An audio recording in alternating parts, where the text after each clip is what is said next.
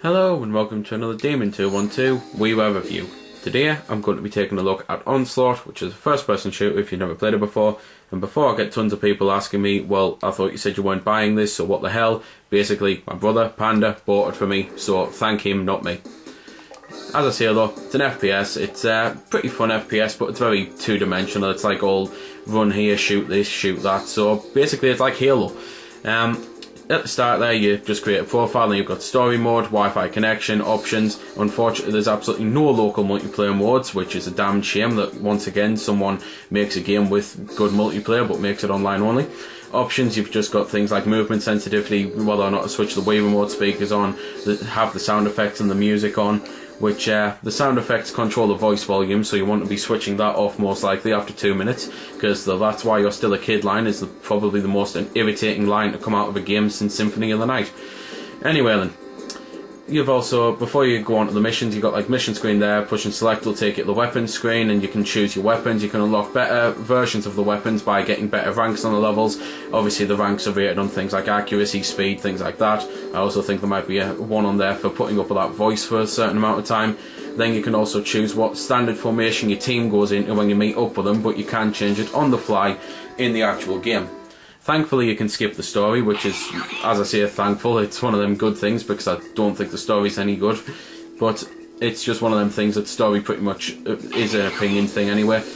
And as I say, the whole point is you just go around shooting enemies, standing around shooting enemies, standing around shooting hives, just things like that for pretty much the whole game. And sometimes then you're driving around on this SDK, something like B9. I don't know if that's the right code, it's something similar anyway. You're riding around on that, killing some enemies. Controls are standard, as you'd expect for a Wii game. It's basically shake the Wiimote to reload. When you've got blood on your screen, you have to shake both alternating. That's the Wiimote and the nunchuck. And if you need to reload, then while you're shaking to alternate the screen, then it's going to reload before you wipe the blood off most times, which is just one of them things where you wish the game would let you prioritise what you're doing, because the blood hurts you. It does actually start to drain your life. So you're going to be wanting to do that more than reloading. I think reloading is going to be the last thing on your mind. It's kind of like watching a Ridley Scott film, Aliens, where all of a sudden Ripley gets some alien blood on her and thinks, oh no, I best reload this 9mm first. So it's just one of them daft things. Anyway, just going to shut up for a little bit, let you listen to the music.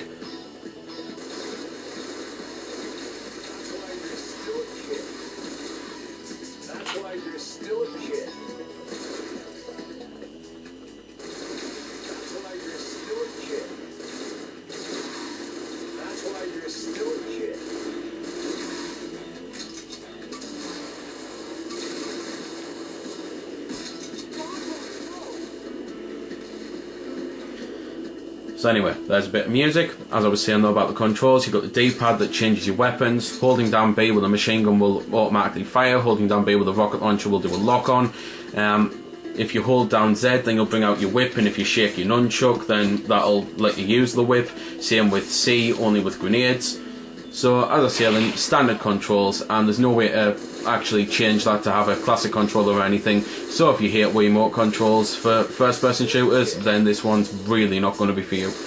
Which, considering how easy it must be to actually design a control set on a dual analog system, seeing as they've been around for a long time now, I don't understand why there isn't an option for those who don't want the pointer controls and that, because there are some of us out there who would rather just have a proper control set, but then again you can't really have a mouse and a keyboard with a console, can you? Graphically, things look pretty damn good, to be fair. Musically, it's just pretty much the same tune over and over again, so maybe when you're switching off the sound effects volume for the voices, you might want to switch the music off as well and just full out listen to an iPod. But pretty much everything I can say about the game, other than that, if you like first person shooters, then for 1,000 points, it's not actually a half bad game. As I say, it's got online, which is going to be a draw for some people, but it's going to be a letdown for others who want proper multiplayer local modes and that, like myself. So there we go then. That's been the review. I hope you found it helpful. I don't score the games because that's based purely on opinion, so instead I'll leave you to make your own mind up. So thanks for watching, and if you've got any questions about the game that I didn't answer in the vid or that hasn't been answered in the comments, then feel free to ask and I'll help if I can. Also, if you did find it helpful, don't forget to check out my channel, because there's plenty more like this up there, and don't forget to subscribe because there'll be plenty more to come as well. So until next time, this has been Demon212, signing off.